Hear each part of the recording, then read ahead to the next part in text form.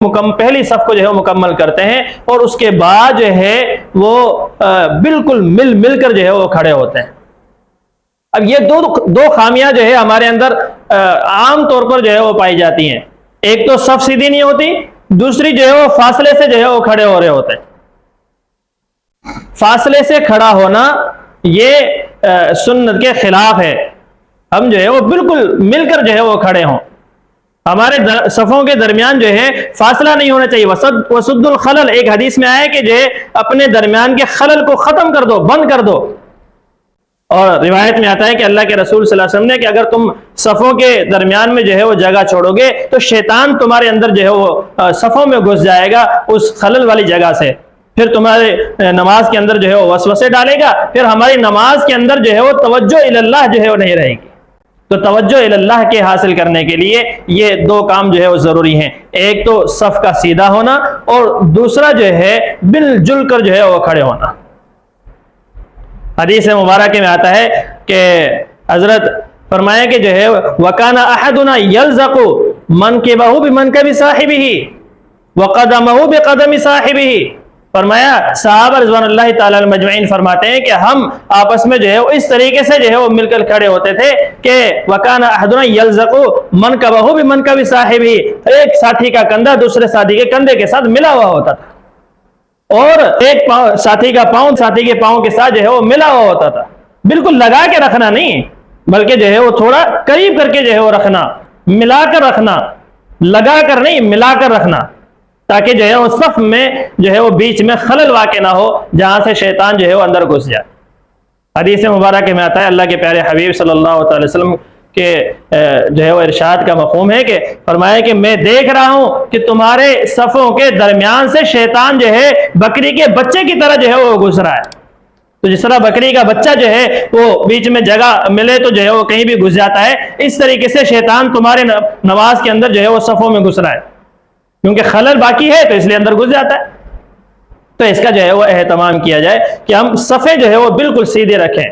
اور دوسرا جو ہے صفوں کے سیدھی رکھنے کے ساتھ ساتھ جو ہے بالکل جو ہے وہ مل کر کھڑے ہوں، ہمارے نماز کے درمیان جو ہے صفوں میں جو ہے وہ فاصلہ نہ ہو، خلل جو ہے وہ واقع نہ ہو۔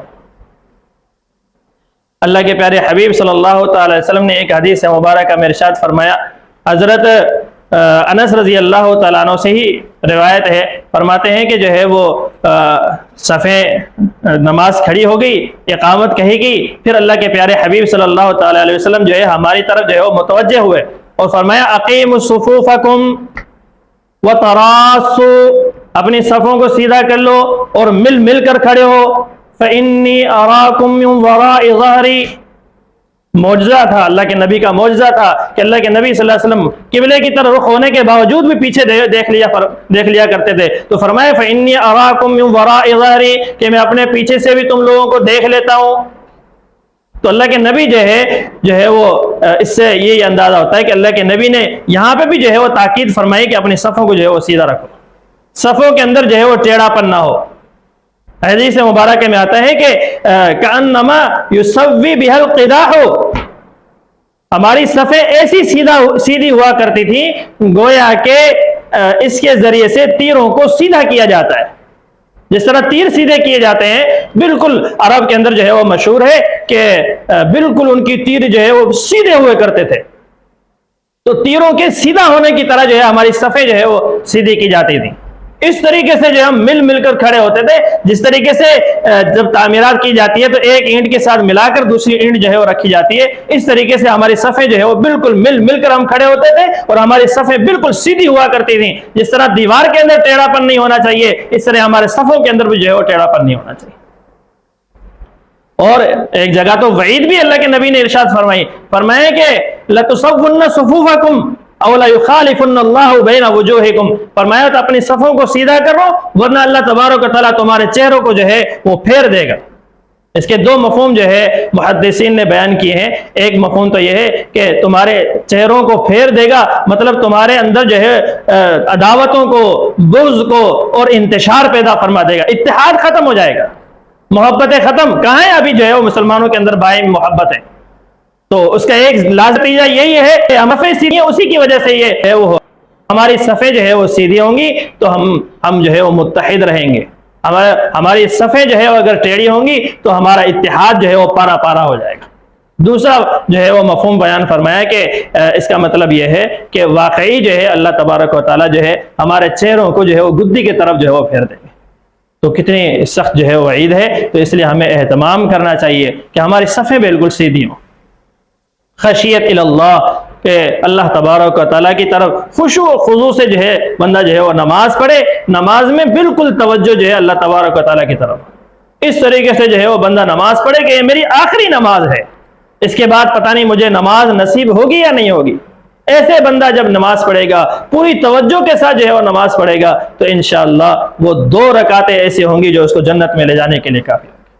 تو اللہ تبارک و تعالی ہمیں صفوں کے سیدھا رکھنے کی توفیق نصیب فرمائے اور ہمیں مل کر کھڑا ہونے کی توفیق نصیب فرمائے۔ یہ ایک بہت بڑی جو ہے غلطی ہے مقتدیوں کی، جو صفوں کو سیدھا نہیں کرتے۔ بعض تو ایسے ہوتے ہیں کہ اگر ان کو جو ہے وہ کہا جائے بھائی اپنی جو ہے وہ صف سیدھی کر لے، وہ ایسے نگاہوں سے دیکھ رہے ہوتے ہیں پتہ نہیں اب جو ہے نا لڑیں گے، پتہ نہیں ماریں گے۔